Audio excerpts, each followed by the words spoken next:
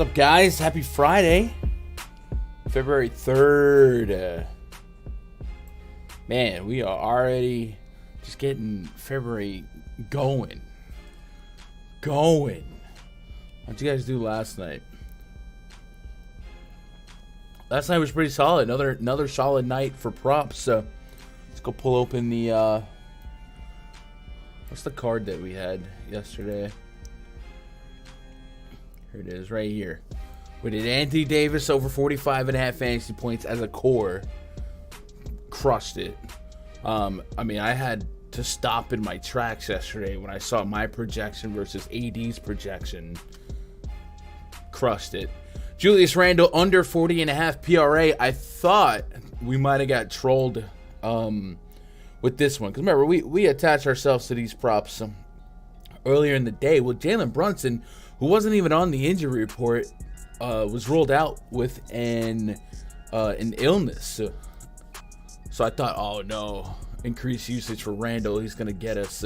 But that's not what happened. We still hit the under. Kyle Lowry, absolutely atrocious performance out of Kyle Lowry. Hit 1-3. It's looking rough. And I never hate on players. Kyle Lowry is a nice guy. but it was a rough performance. So much so that he actually didn't even close the game. And remember why we were on it? It was a plus matchup for 3-point. For targeting 3-pointers, no Oladipo, so I thought his minutes would be safe, right? Well, he ended up, let's pull up New York. He ended up playing less than 30 minutes. Did not touch the court in the fourth quarter. 24 minutes. We saw Hero push 40, Butler 33, Caleb Martin 24, Max Strus 29 minutes, Gabe Vincent more minutes. So it was a really, really rough time to be sweating Kyle Lowry. He actually had a negative fantasy point in the first half when you went to halftime. So I didn't play him in DFS, but I did have him over 1.5 threes. Never again. Terry Rozier over 2.5 threes like butter. Ja Morant under 27.5 points hit. Memphis ended up getting blown out a little bit. We saw a Dylan Brooks ejection with Donovan Mitchell.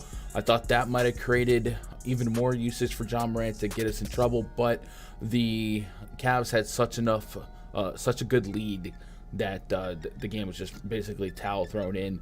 Luka over 7.5 assists. So this was a line where the market was at like minus 140-ish on the over. So this was a market play, and Luka was crushing it, but he got injured in the first half, right? So we missed half a game of Luka potentially. It was still a lopsided score, but we'll chalk that one up to injuries. And then Jared Allen over 33.5 fantasy points. So we'll take the L on Lowry. We'll say injuries on Luka, and it's another profitable day. The night before, Sohan got us with an injury, Kyrie on the wrong side of a blowout. So as long as there's more money emojis than Wincy Georgia Bulldog emojis, we're good. We're good. Oh man, I did that thing where I minimize everything. There we go. All right. How'd you guys do? How'd you guys make out? Hopefully well. What up, Ducking? What up, Cam? What up, Steve? Go one-on-one with the Gundertaker. Kyrie requested a trade. Yeah, that was wild. Not wild. We got a week till the trade deadline. I get it, I guess. Wonder what that could mean for the Nets. If I'm the Nets, you know, I'm in limbo. I like what I got, but I don't think what I got is a championship team. Maybe. Without a healthy KD. So, maybe try to replenish, restock a couple of those draft picks. See what you can get for Kyrie. You can get a pretty decent haul for Kyrie for people that buy into it. So, I don't know. Jake says, I wonder who scoops him up. Yeah, me too. What up, Ray? Kyrie looking at the purple and gold. I doubt the Lakers have enough assets to make that happen. But could you imagine?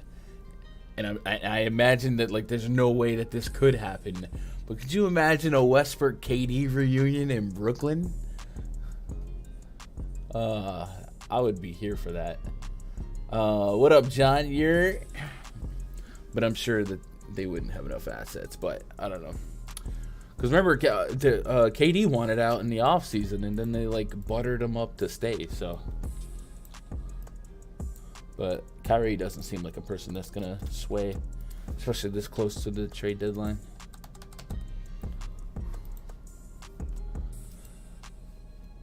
Who is the yeah? Although we have seen in the NBA, and we saw it with James Harden last year, Ben Simmons, and we know Kyrie is somebody that will sit out games for his principles, right? So in a way, I wouldn't be surprised if we saw a holdout from Kyrie. I don't know that it's that drastic, but what I'm getting at is how strict and how disciplined can you be on a certain price point? Like if you don't get close to this, and then you say no, I'm not trading him, and then Kyrie just holds out. What happened? You know what I mean? So I don't know. What up, Francisco? What up, Smoothie? Hope you're doing all right. All right, so for this slate, we got a little bit of news that dropped throughout the day. I actually had to change my thumbnail. I had Tyrese Halliburton on the thumbnail last night. A lot of minutes out of him against the Lakers, crushed it. And then today came up on the injury report as questionable. So we changed up the thumbnail. We put DeMontis on it. And we are in limbo waiting on Pacers news. So let's go game by game here. We'll go back and forth between the prop board and PrizePicks and just try to find a couple of leans, a couple of plays that we can get attached to, you know? Hornets at the Pistons, 240 total, 1 point spread for the home team Pistons. Hornets night 2 of a back-to-back. I got Cody, Martin, Kelly, Oubre down. Don't see anything officially on guys like Hayward. The day is still young, and sometimes a guy like Hayward can pop up questionable on night 2 of a back-to-back. But for the most part, what I see is what I expect. And on the Pistons side, Bagley, Kojo, the guys listed as out. We're expecting them to continue to run with this version of the Pistons starting lineup, which is Ivy, Burks, Bay, Bojan, and Jalen Duran. So a really, really, really beefy total, a 240 total, amongst the highest implied total the Pistons have seen all year, and they are a home favorite here. So I do feel like there is potentially some opportunity here, and I don't know where exactly, because I'm not getting aggressive minute projections on any Piston in particular. They are relatively healthy based on their rotation, so I don't foresee myself having any frontline warm and fuzzies, but we got to do some due diligence here and just kind of see what the board's offering us on the Pistons. 2.5 threes on Bogey, 21.5 real points, 4.5 free throws made. For Jaden Ivey, we're at 5 assists. That could be a little bit intriguing. Let's look at that. So let's go to advanced on-off court tool, Detroit Pistons. All right, making almost 35 million. You got to have space or match that big number. Yes, and that alone, like when you get past the fact that, you know, a team's going to want a decent haul and picks or something, 35 million that's a lot of cap for a team to just have. I know the Lakers ain't got it, so they'd have to create it. And I know everyone just wants to instantly trade Westbrook, but Westbrook, I believe, has a no trade clause, so he's gonna have to agree to something like that. And hey, if I'm Westbrook, I don't know that I'm anti. I don't know what him and KD our levels are at right now, but I feel like there's enough there that I'd be interested. But I don't know. Westbrook is a LA boy. He likes it out there. Ivy. Let's put Ivy on. Let's take off Hayes for now, and then let's take off. Who else do we need to take off? I guess we can go with that for now. Let's just take it to January, because the team's been kind of wishy-washy in terms of what the starting lineup has been all year. Ivy's had a 36% assist rate in the month of January. That's really intriguing. And if I just, or without Hayes, if I take Hayes back into the mix here, that 30 is still close enough to 30%. So the line is 5 for Jaden Ivey in a 240 total. I'm interested. What's the market at on Jaden Ivey?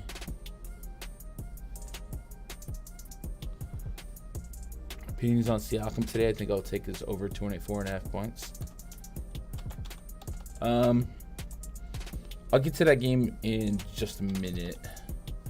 Ivy 4.5. So the market moved the line from 4.5 to 5. So 5 is right. 5 is the newly adjusted one. I like the thought of pushing as a loose outcome. I just think that 240 total with pushing a 20-30% assist rate, it's kind of hard to pass up. Ivy in the projections, 4.2. Right on the nose. Right on the nose. All right. So I'm gonna longer lean it for now, and we'll see if it makes the final cut. So we'll go over 5 assists for Ivy at the bottom. If I start trimming the fat and the Pistons become candidates for getting chopped, it's very possible because of how diluted their rotation can be. And then I want to be interested in some of the front court for the Pistons, especially a guy like Jalen Duran, who rebounds at such a high rate. He's got a 21.5% defensive rebound rate, almost a 13% offensive rebound rate. the Hornets are an attackable spot with opposing bigs, but with Isaiah Stewart going to the bench, that front court is pretty cluttered enough that 24 to 28 minutes is a realistic expectation for Jalen Duren. So I think I just avoid it and hope for better opportunities elsewhere. This looks more like a DFS spot for me to attack than a player prop spot, right? A little bit more risk than I would like. Out of curiosity, was it Duren on PrizePicks? 10.5 rebounds. Yeah, that's a sweat for someone that I don't know gets to 30 minutes. 29.5 fantasy points. And we have him at about 30. So all that's efficient. On the LaMelo side, I've been attacking the Pistons with point guards all year. What's Charlotte's board looking like? What's up, Travis? Hope you're doing all right. Am I always live this early? So we brought back the prop show. So this hour block is dedicated to hunting the best props with a focus on like PrizePicks. And then we turn this stream off and we reset and we do the DFS show for the next 2 hours. But we've only brought this show back this week, and so far so good. Like, I think it's gonna stick around.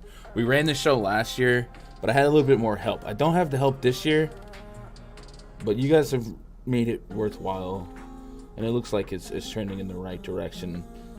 Let's see, 42. So let's see. We'll start the day at 8240 on the sub count. Last couple days we've been getting to 20 plus 30 new subscribers. Here, what a poop. First half Embiid points over is always hitting. Yeah, we were on that fantasy point first half last game. Crushed it. Melo, 8.5 assists for Melo, 25.5 points, 3.5 threes. And is Rozier still at 2.5 threes? That's becoming one of my favorites. PJ's at 1.5 free throws, 2.5 threes for Rozier. So for Charlotte, let's just paint a picture. What up, Ryan? Hope you're doing all right.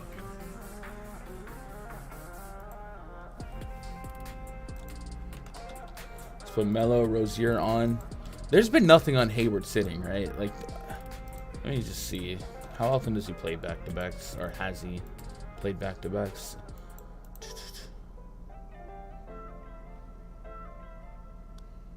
26th and the 27th. 35, 37 minutes. All right, so it's not impossible. I don't know. It's just something I'm just keeping an eye on. We'll say that. I think it's fair. Oh, fudge.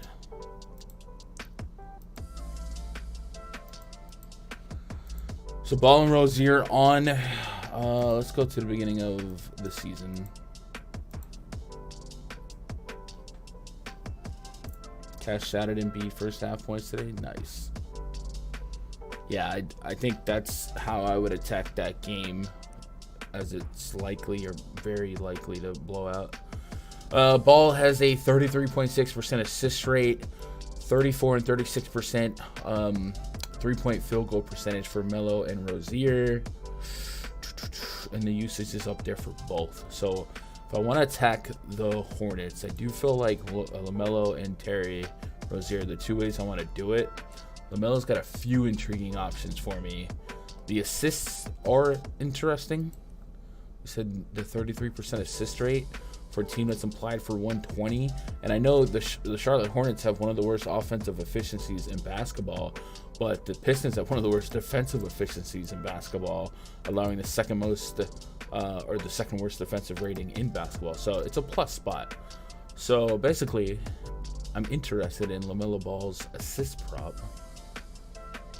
And we have it at 8.5, right? Let's see what the prop model had it from an hour ago. Melo 7. That's actually on the under. What's the market at? 8.5, and there's actually a little steam on the under. All right. Well, that's a spook. Steam on the under, and my own model has it on the under. All right. And then how about some threes, though? Terry Rozier over 2.5 threes. Let's see what the market's at on that.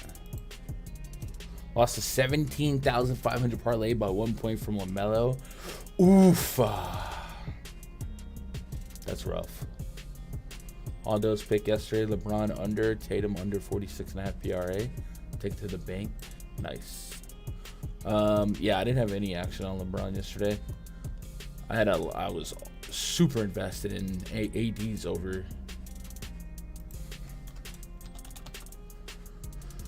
A little bit of juice on the over. So I would also probably longer lean Rozier here.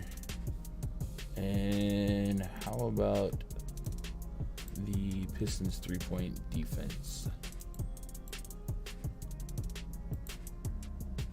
It's actually league average.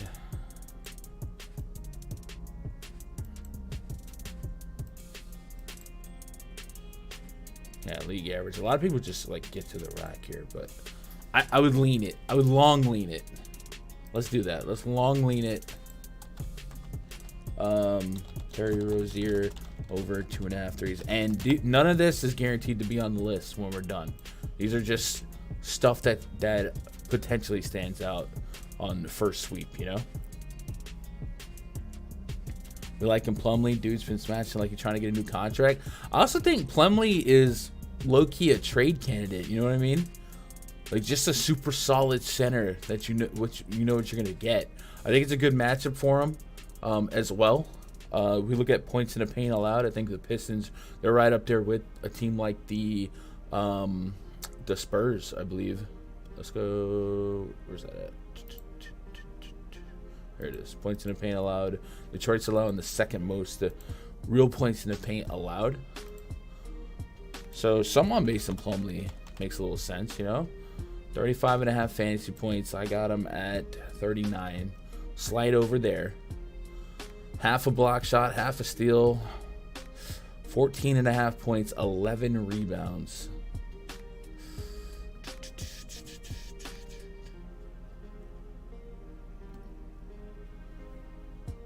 $14.5 points does feel a little bit juicy here. Good spot, but that's appropriate, right? We're getting 2 points above his season average. I would say the line is efficient on a back-to-back. But I do like the spot for DFS. I'm going to anticipate that I'm going to be pretty invested in Mason Plumlee for DFS today.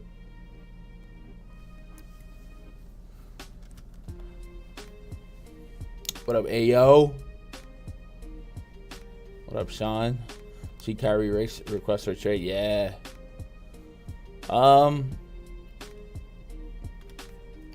think it's that crazy. If anything, hey, a week till the All-Star break for a team that needs a piece. The sense of urgency to make a move is a little bit higher. So, like, I don't think it's a net negative for the Nets from the Department of Redundancy department. It just, we'll see what they get. And as long as, like, Kyrie doesn't publicly say that he's not going to play, you know what I mean? Because if he does that, then the price tag, you know, they lose all the leverage. But right now they can dangle a pretty fancy carrot. How do NBA trades work? Is it during the season or when it ends? So there's a trade deadline next week.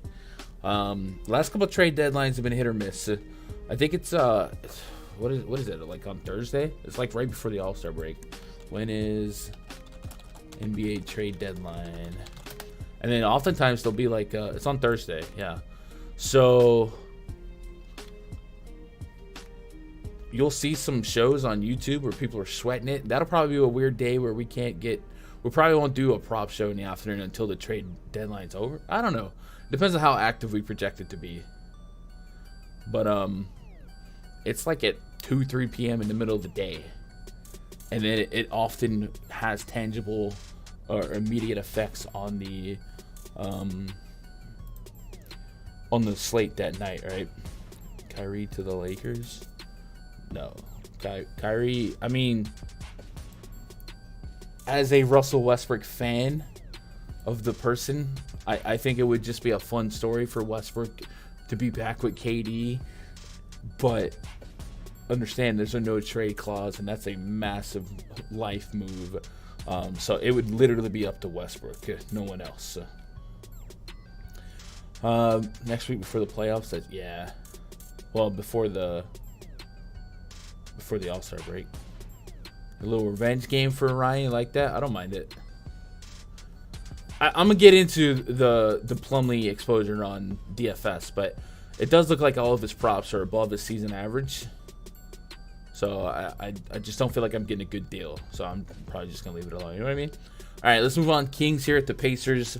We got 235.5 total, 3.5 point spread in favor of the Sacramento Kings. We do know that there's going to be no De'Aaron Fox. A little revenge game here for Sabonis, part of the trade for Halliburton and vice versa. And then we got this afternoon news from The Wire that Tyrese Halliburton would be questionable with Daniel Tice. So Daniel Tice made a season debut last night, and then Halliburton came back from injury, and he's listed as questionable. So let's add these two to the injury report.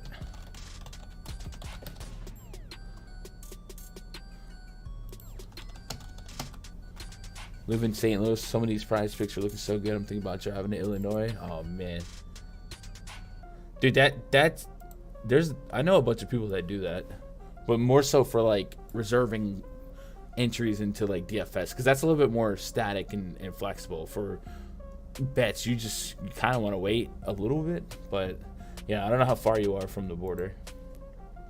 Westbrook and Ben Simmons together, you can build a new arena with them. Yeah, that's why. I don't think it would make sense for Brooklyn to want Westbrook. I think it's a fun narrative, but I think people that assume right now that Kyrie's going to the Lakers are smoking something. It's fun thought, but logistically it doesn't seem likely unless players start agreeing to stuff that would be not in their best interest.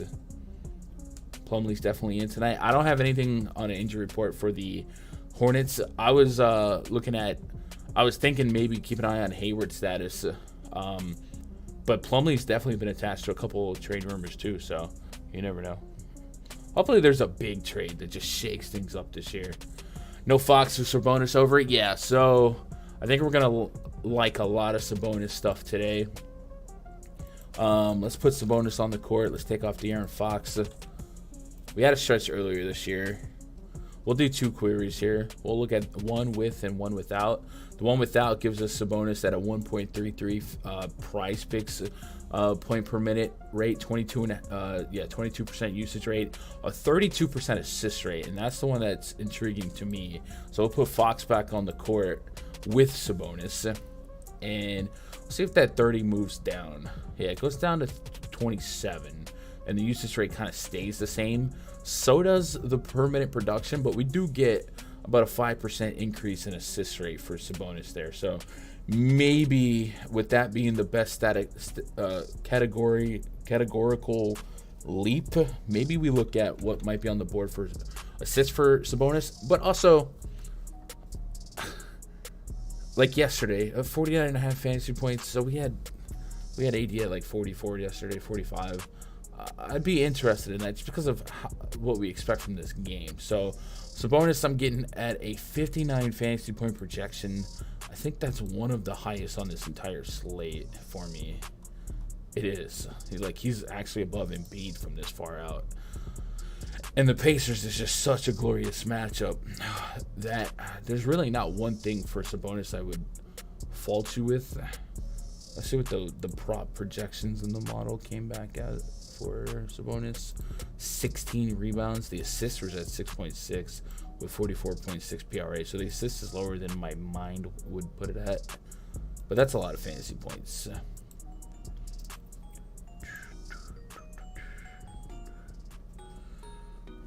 And I'm getting a lot of rebounds in that projection as well. But I don't want to bet it over on 13.5. That's so wild. So I think fantasy or PRA would be the two that I want to throw a blanket over. Maybe the first half Last slate I was on his over, I think it was like 20.5 first half PRA, and he just went nuclear. So let's go see what they'll give us. 20. Oh, they moved it up one. And then the first half is 24.5. So a little bit of tax there. So I'd probably want to just take the whole game here. Here's a question. How tangible, or what can we do with this Halliburton news? Let's see. Pacers offensive rating with Tyrese Halliburton. 116.1. And then when they don't have Halliburton, 112. So they lose 4 points in the rating. I feel like with that thought process, we would want Halliburton to play to really like steam in the overs on some of our Sabonis stuff. But from this far out, I'd be intrigued with the fantasy points on Sabonis. Still a long lean here. So we'll go Sabonis over, what was it, 49.5 FPS. And then what else do we got on Sacramento? Let's go back to that on-off court. See who else would benefit in Fox's absence. And then I guess we're projecting Davion Mitchell to start. Maybe some more scoring for Herter, right? If we know that Sabonis has a 30+% assist rate, and it's not going to be Fox's 24 points per game out of this starting lineup, if Mitchell started, I guess we're looking at Barnes and Herter to pick up some slack. So what do we get from those two? Barnes is at 17.5 real points, 26.5 fantasy point for Harrison Barnes. Does he still play 36 minutes? 36, 41, 37. So we literally need Barnes to be like, what, 0.8 fantasy point per minute to feel okay about this? And he has a 0.76. Of course he does. Herter's at a 0.92. What can we get Herter at?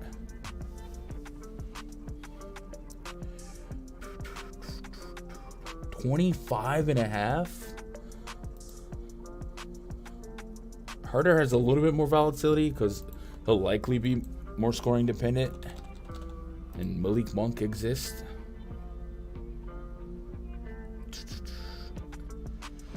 And his minutes are rough. Yeah, okay. I think the Barnes one and just safety of minutes makes me feel a little bit better.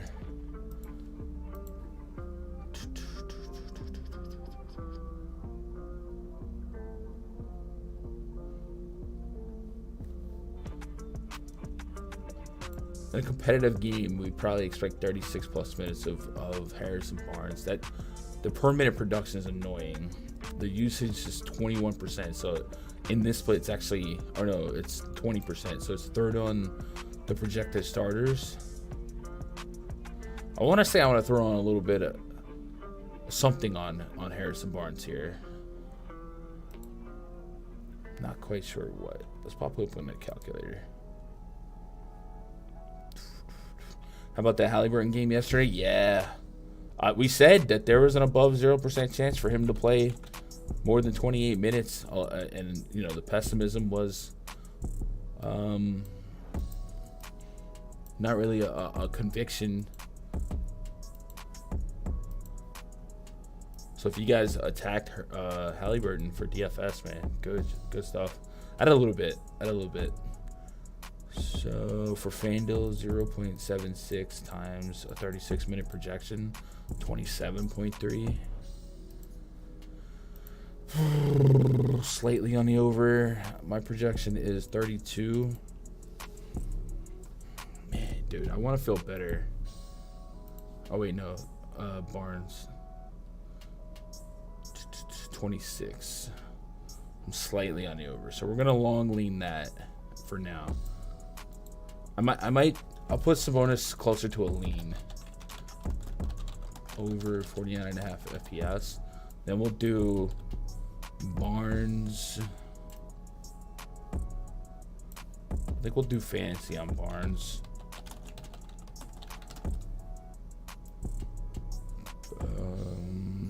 29.5 26.5. 23.5 PRA.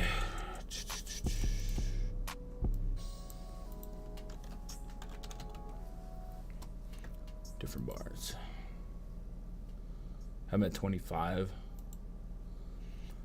This reminds me of like McCall Bridges, where I would just play him because he's going to play 36 plus minutes. And in this particular spot, it's a super plus matchup.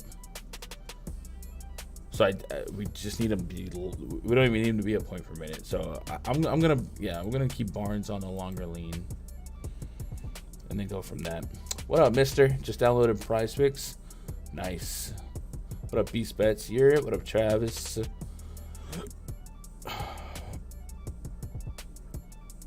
How much do you usually put in play tonight? Around 30, 40K? Yeah, sometimes 500K, you know. Is this the kid that was trolling yesterday? Chris, I feel like this community is not for you, if we're being honest. What up, Aaliyah? First half, Joel Embiid over 6.5 points. Yeah, I am digging attacking Joel Embiid first half props just to kind of save the volatility from the second half, the potential blowout. Spurs are just banged up, right? Plumlee got 18 boards last game. Yeah, it's a good spot for Plumlee. I'm certainly not like I'm gonna have a lot of Plumlee in the DFS streets, but just far as like responsibly prop shopping, 13.5 or whatever that line was, that's just I feel like I could find some better stuff out there pre-flop, you know. That's the bonus at 1.33 fantasy points per minute with no Fox. He needs like 40 minutes to feel okay. Yeah, it's a super plus spot too. I would say, and Steve, on that hunch, would you agree that we would probably want Halliburton to be in to kind of feel like it's going to pack a punch and keep Sabonis active? That's kind of my thought here, is I want Hallie to play so Sabonis, you know what I mean? But I don't know. I just don't trust the Pacers on a back-to-back without their best player. So that's why we're just going to go leaning that on Sabonis right now. But I agree with you. I think the line is pretty solid. Are they giving us anything for the Pacers? Just Benedict Mathurin? Oh, that's first half, right? No, that's the full slate. Wow. All right. So I guess that Halliburton news was good enough to just remove everything. So, Blazers at the Wizards. Got 236.5 total 3-point spread in favor of the home team Washington Wizards. So, Jeremy Grant has a concussion, right? But is he cleared? Because I don't have him on my injury report. Let me refresh. We know Nurkic is down, right?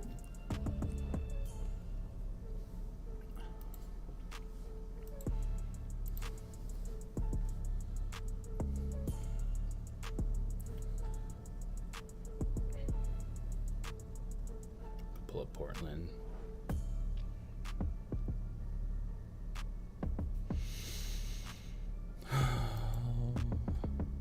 Has been cleared. All right, he's been officially cleared after hitting his head. So if he's good to go, then we put a strong minute projection on him. It is a tougher matchup, but it's intriguing. So let's go see what the ripple effect is for Nurkic to no Nurkic. We had a long stretch of Dame without Grant. Grant was crushing it that first half without Nurkic against Memphis. So let's put these two on the court. Let's take off Nurkic.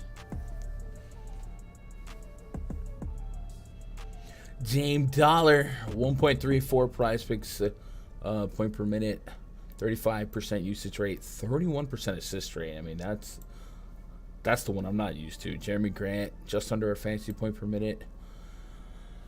Damian Lillard's top shelf. I saw some screenshots last night. It was at 35, 34. It's gone down a little bit. I think last night might have been people thinking or not sure that Grant would be in.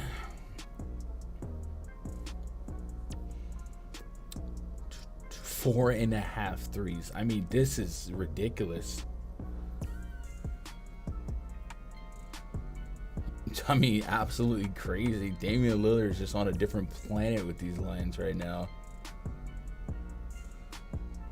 Jeremy Grant is at...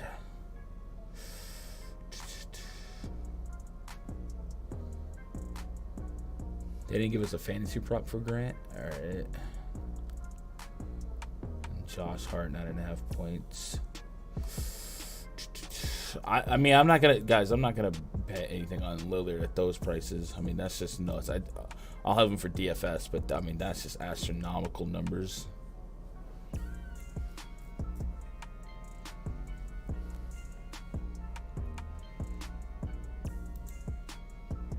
And they're not going to give us anything on Eubank. So I think this is a DFS spot, and I don't really have a strong lean for PrizePicks. Maybe something on Jeremy Grant, but I feel like everything's appropriate. 22.5 real points. That's top shelf. 3.5 free throws. Porzingis likes to block. Is Gafford. Maybe we get some free throws out of Jeremy Grant from height and shot volume, as he's second on the team in usage, or third on the team in usage behind Simons. But that's about all I got on the Blazers side. I wish it was more fun, but that's top shelf. Wizards, everyone's healthy. We'll see what the board is. This is so far not fun. I want some cores, man.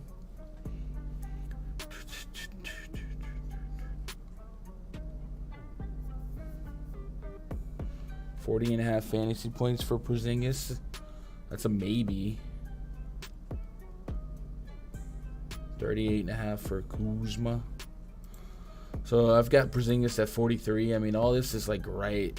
Seems pretty efficient, and a very, very quiet injury report for them. So I'll probably just keep shopping, keep pushing that card along.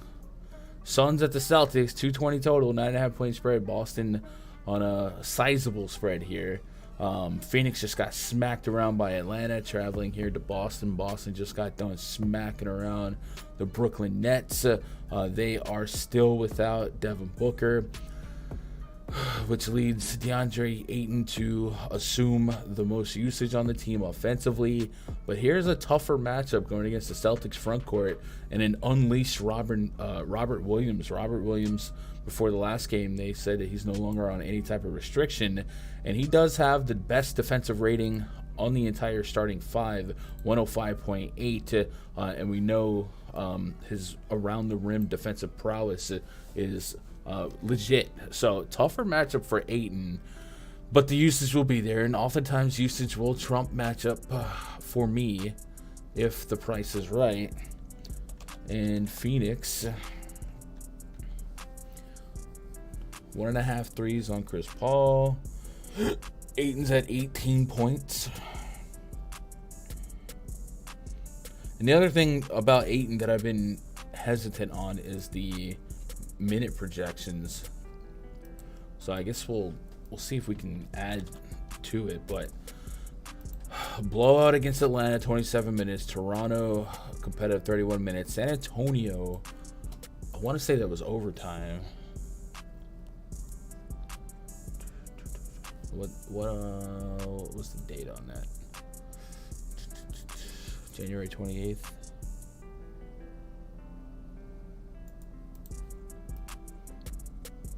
It was overtime. So if we're just getting closer to 30 minutes of Ayton in a tough matchup.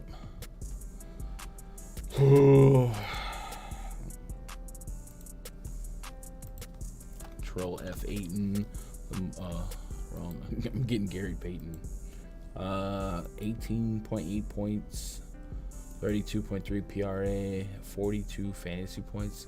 The fantasy points is my biggest discrepancy between PrizePicks and me. And then Chris Paul,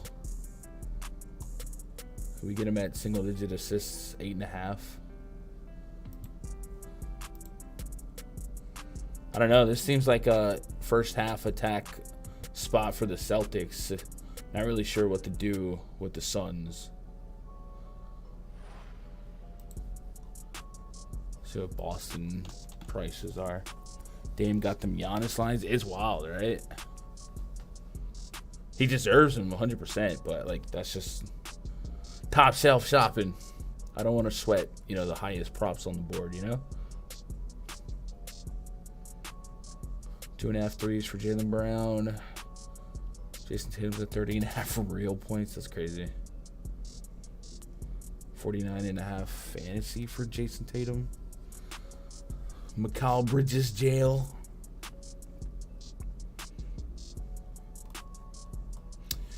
All right, let's go see. Let's get that last blowout for Boston.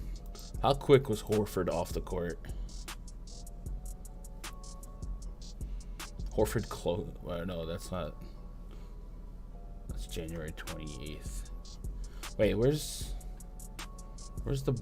Oh, Horford was just out that game. No, he wasn't. Wait.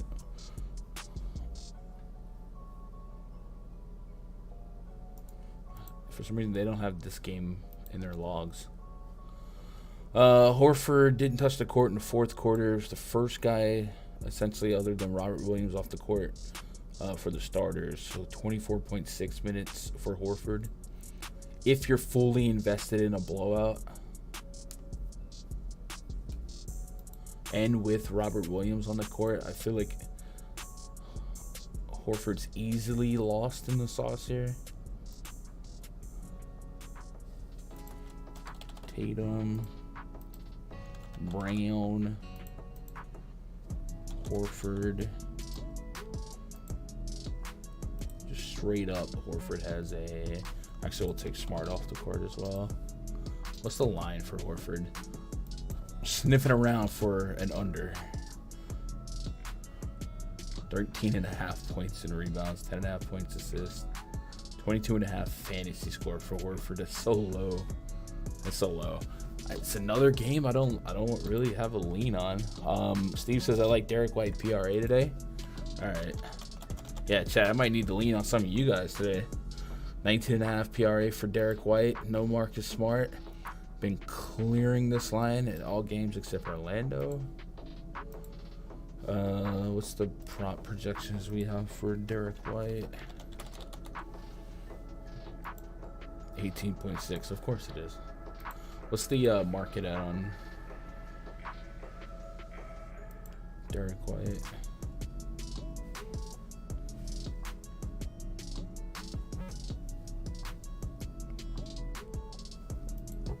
What's your favorite one tonight? Man, we're still looking, Josh. Half and half, right? Some books have steam on the over. Some books have a little steam on the under. Oh, no, that's the 20.5. All right, so if we can get that line at 19.5, looks like enough steam to help feel better about it. But yeah, I'm with you with that. Like if I had to pick one right now, that's looking pretty intriguing. I do think the Celtics points in the paint defense is stronger with Robert Williams, and a 9.5 point spread would lead me to suggest that the Suns would have to shoot some more threes, especially down the stretch. So you could game script some 3-point shooters. They're pretty well distributed without Devin Booker. Cameron Johnson leads the team in 3-point attempts per game.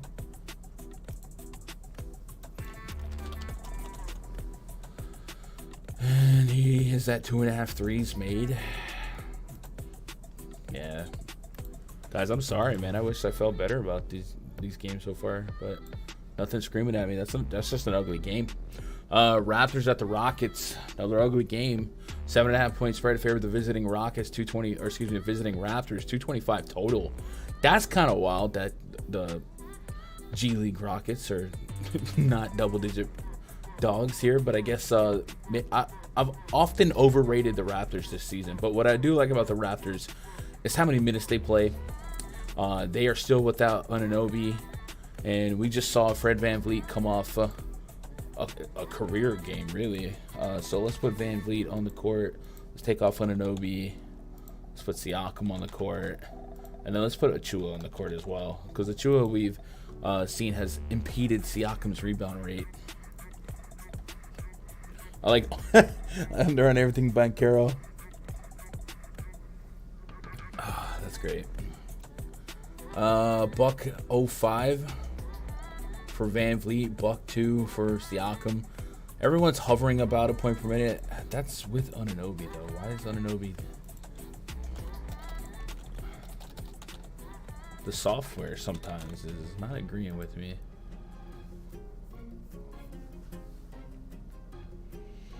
There we go. 1.18 PrizePicks FanDuel points per minute. Second to Scotty Barnes. 26% usage, 26% assist rate. So we want to bet on baby Drake today. He's got a 43.5 fantasy score. I've got him for 44, right on the button. Siakam's projecting pretty well as well.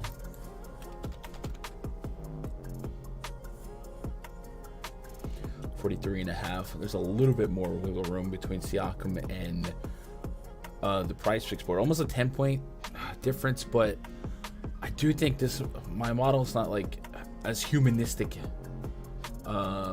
absorbing the impact lately of Achua. So let's see.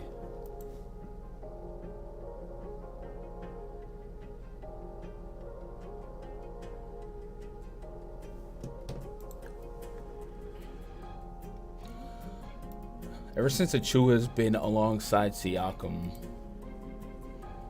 it feels like Siakam's taking a step backward in final fantasy point production, right? And I think we said that the rebound rate was the most palpable adjustment. So just to refresh, let's just put Siakam on the court with Achua off the court.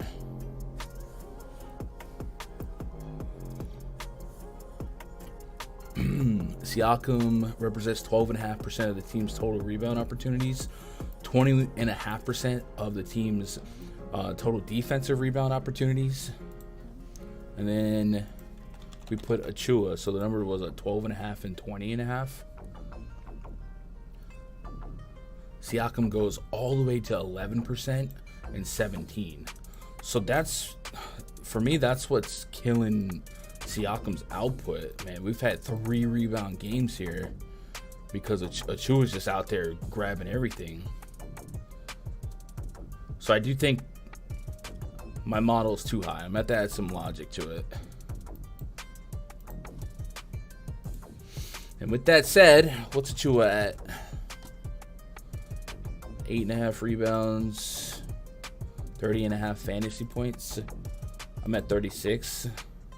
That would probably be a lean for me if he could stay out of foul trouble against Sengun.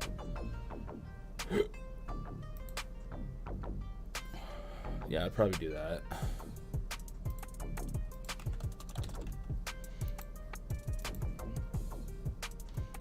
Got a little hat cappy in Utah. I think I'll add that to the leanier leans. Precious Achua, what's the number? 30.5.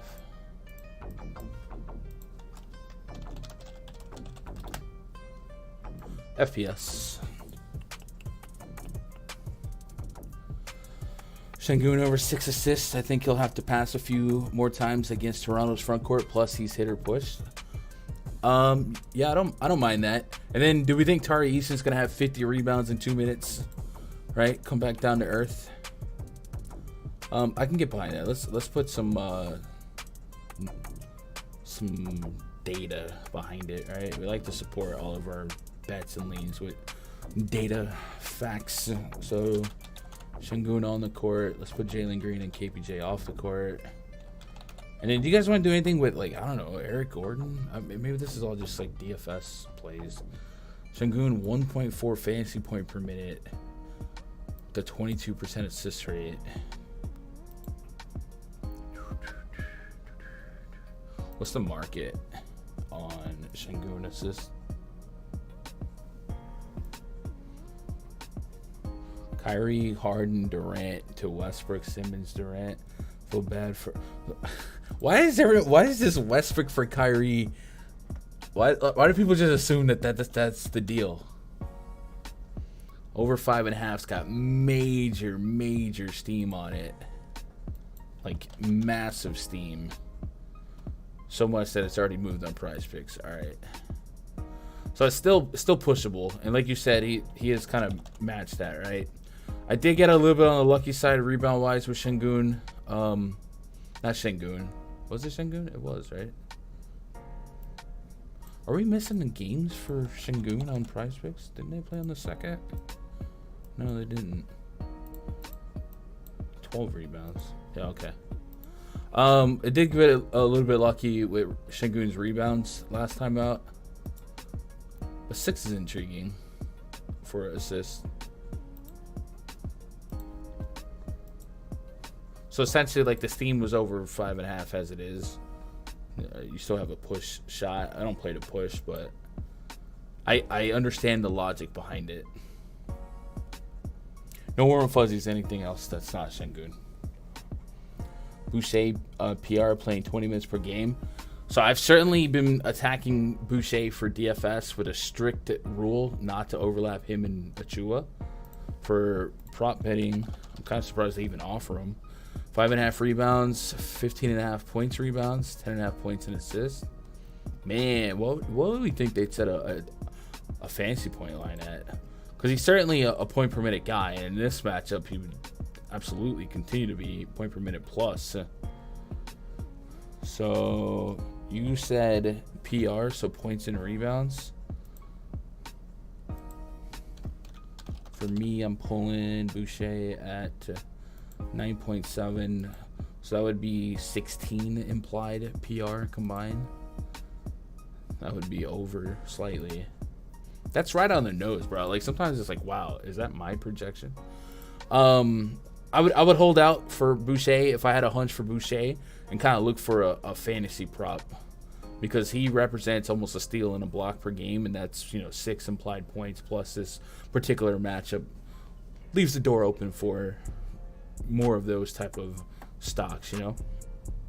I will say Houston defensively and just the way that their team sets other teams up, they lead the league in opponent 3-point frequency, also lead the league in opponent 3-point attempts per game, also lead the league in opponents 3-pointers made per game.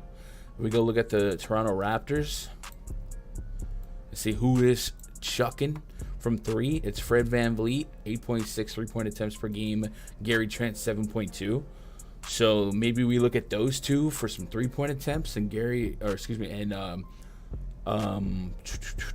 VanVleet is gonna have the ball in his hand a lot. And Gary Trent also represents some good stock potential, almost 2 steals per game. So before we move on, let's look at those guys. We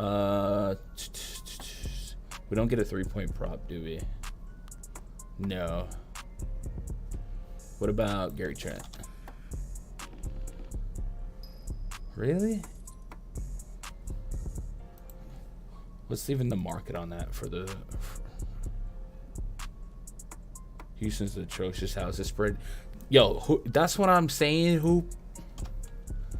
But I feel like every time I hype up Toronto this year, it screws me. But yes, this version of the Houston team is even worse than the regular version, like dramatically worse. VanVleet, 3.5 is the market. Trent,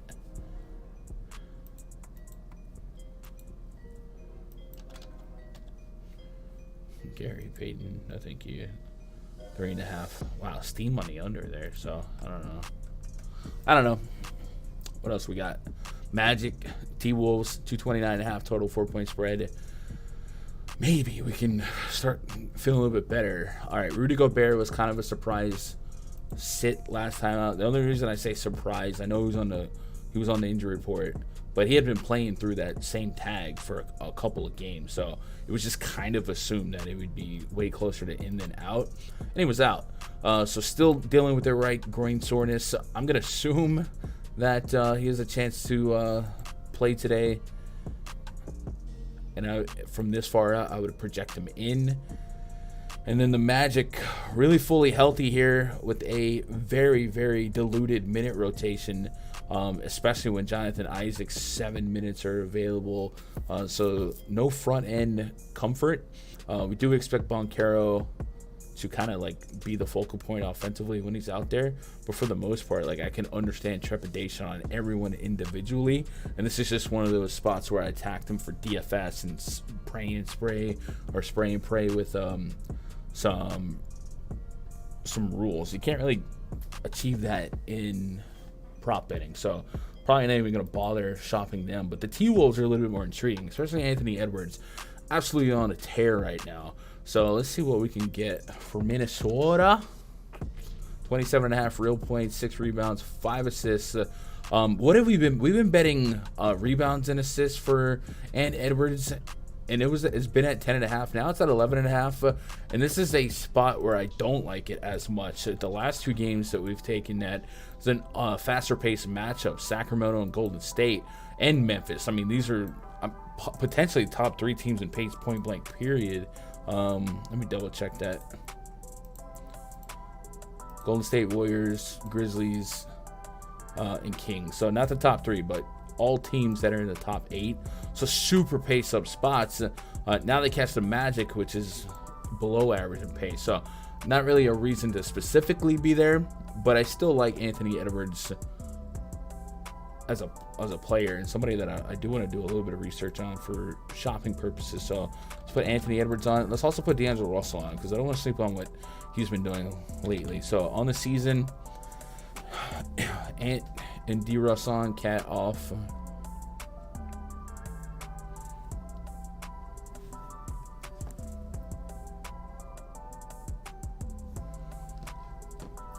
Edwards 1.16 PrizePicks points per minute, 29% usage rate. 9.5% of the team's total rebound opportunities. Rudy Gobert in this play, 21.5%. Let's take Gobert off. But just as an idea. I'm sure Naz Reid probably just straight up 1-to-1s that, but just out of curiosity. Naz Reid, 16%. So we actually do get a palpable uptick in total rebound opportunities, going to 10.2% on Edwards. So not a non-factor for rebound potential. And then Kyle Anderson goes to 12.6%. So what was Kyle Anderson just straight up? And then what did Kyle Anderson bring down in that last outing? 12 rebounds, 8 rebounds. Let me run a quick query. Actually, I already have StatMuse open. Kyle Anderson rebounds by game log without Rudy Gobert last 10 games. 12, 7, 10, 11. And then all that. Alright. Just putting that in the back burner. So I have Edwards at almost 50 fantasy points for PrizePicks. Same with D Russ. I'm thinking D Russ assists, Edwards fantasy points would be the 2 I'd want to check on. 45.5 is up there, and then D Russ is at 5.5 assists. And D Russ in this split has a 25% assist rate. Why is Kyle Anderson's assist rate so high? Let's move this to January.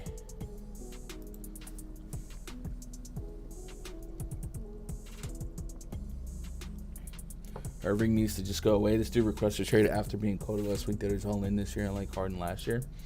Yeah. I don't know. It's all a business. I don't ever sway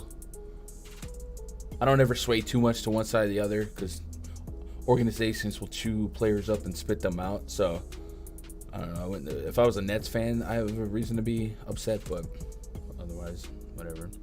24% assist rate and D Russ there. And then in the month of January, Edwards is at almost a 29% usage rate with 10% total rebound opportunity. So I want to get some action on them, but it is probably a pace down spot versus the as of late stuff. So I guess if I had to, I would lean fantasy score. Because Edwards will get you some stocks too. Almost 2 steals per game, over half a block per game. So we'll longer lean that. And I love the minutes that he's offering right now. Over. We'll go fantasy. 45.5. Dude, I have like nothing that I'm feeling locky on. And then D-Russ's assist line is... D-Russ is at 33.5 fantasy. That's actually intriguing. But I'm not pressing it. Not pressing it. We'll take a little ant and we'll move on. Think Blake Wesley plays tonight. Worth a shot. I hate DFS. He could. But I'm not gonna prop at that. We'll talk about that in the next show.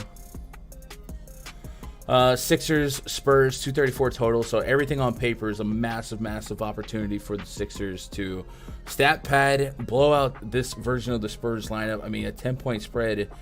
This could close a little bit deeper. Embiid, questionable, has been playing with his Q tag for a bit. A little snubby going on since he didn't make the All-Star starters while essentially leading the league in points per game. I think the most responsible way for me to attack this game is focus on first half splits. So we'll go to first half, and then we'll go to Joel Embiid. And there's really everything here that I would take. 16.5 points and fantasy points would probably be the two I'm most likely to invest in. But let's go ahead and let's just take the points, I think. 16.5 real points. Man, his PRA is good too. So we'll lean it. We'll lean it a little bit better, right? Joel Embiid, first half, over 16.5 points.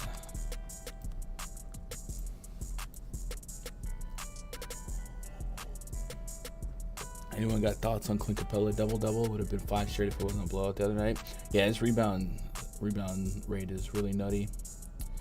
Both him and NBA would be better off parting ways. The NBA has plenty of talent, and Kyrie can't be the voice of literate and anti-flat earther. I don't think Kyrie's actually or a flat earther. The vax stuff's whatever, dude. There's a lot of, I don't know. He's really good at the game. There's a lot of ticky-tack stuff. I think he's a little misunderstood. What I always say about Kyrie is I never hate on anybody. But Kyrie does kind of put his money where his mouth is. And a lot of it isn't reported because that's not the way he does it. But if you spend a couple minutes Googling some of the positive stuff Kyrie's done, donating, buying, home, you know what I mean? Like, he's not all bad. It's just the media, they like to portray guys that go against the grain in a certain light. I think he's a good human.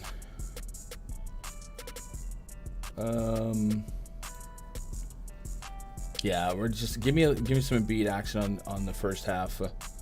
I guess you could pair it with Harden. PRA first half. Wait, we don't have anything for Harden. Embiid's the only thing on the board for Philly. What's that about?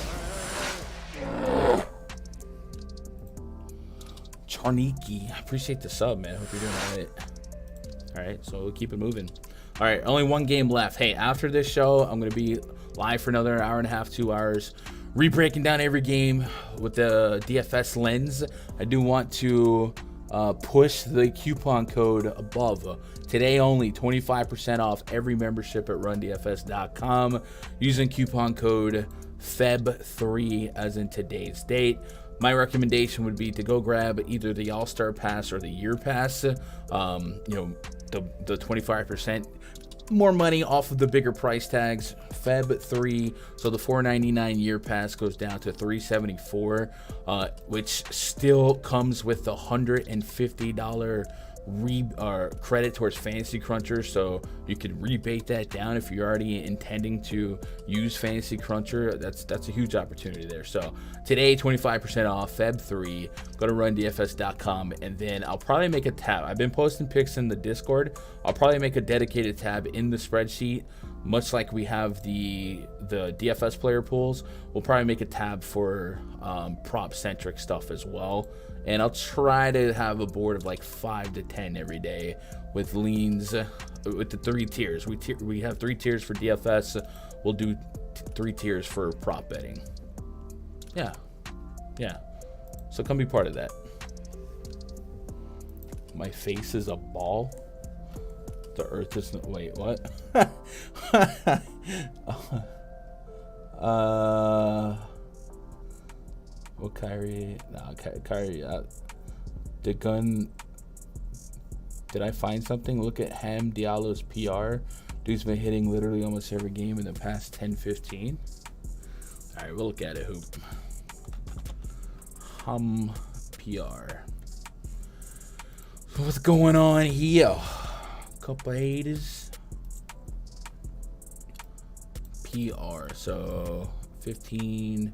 So he's averaging 3.5, 8. So 12.5 would be my assumed line, and it's at 11.5. Or no, it's at 14.5. Has his minutes just been that much more rock steady lately?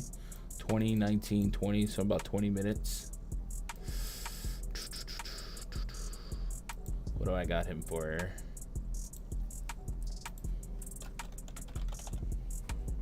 I have him for essentially 10. I have him at 14.5. So I would be with you on the over. Hoop. That's Hoop. You're the homie from Denver, right?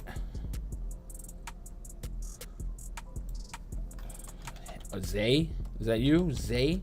See, I remember people. Over at 11.5. We'll put this as the Zay special. Wait, no, it's PR, right? Oh, 14.5. Oh, never mind. Then I'm literally, that's the projection for me. But I can get down with that. All right, last game, and then we got to go get to work on DFS. Trae Young, 242 total, so big time total.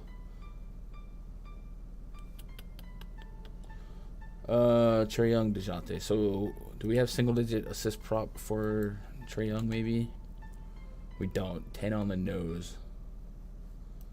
We'll see what the market says on Trae's assist. Definitely want to attack this game with some scorers. So maybe Trae and maybe DeAndre Hunter threes is something we can keep in our mind if they offer it. 9.5 juiced on the over. So the line's accurate there. What else can we get on ATL? Bogey.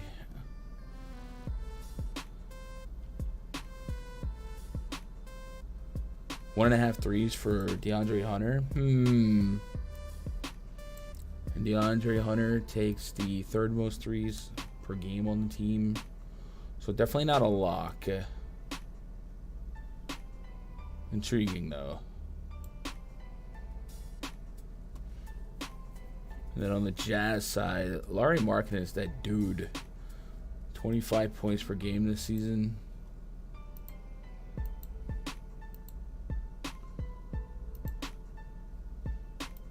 I don't know why I just added Bogdanovich to my card, but all right, cool.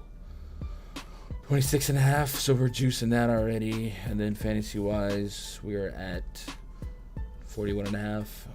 So getting to the stripe like that, 5 free throws. I don't know, man. I feel like today's board is just like really rough, right? Some days is like, I like this. Some days like today, there's not much screaming at me. Maybe as we re-sweep in the next show, we'll uncover more. Maybe we'll get some news. Like maybe the Halliburton news will drop, and then we can get back onto sweeping that game and TJ McConnell. You know what I mean? But right now, it just feels like this is a tough board. I feel like everything's priced up. Have Diallo already. As the Pistons fans, I like it. I'm with that. Thoughts on Trae dropping a statement piece for not getting All-Star? Little snub narrative. I can get behind that. And it's super plus matchup and super plus game environment. So I don't mind it. I have 49.25 on the fantasy point projection.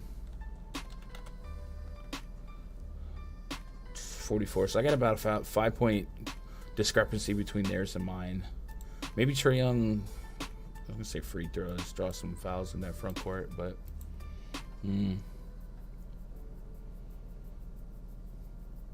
like in the Hawks team. I definitely am good. We're gonna dive a little bit deeper in the next show. I ran over here and I need to get the other show started. So if you are here for props only, we're gonna still talk props, but we're gonna add DFS game theory to the mix. I owe it to this game to dive a little bit deeper in the next show, but I gotta get things rolling. So let me wrap it up here, boys. If you want to hang out with me on the next show, you know the drill. We're not going nowhere except new link. So here's the link to the next show. I'll be over there in just a minute. And then before you head over there, hit that thumbs up for me, and I appreciate it. If you are out of here, I love you, appreciate you. Good luck, God bless, and go win some money.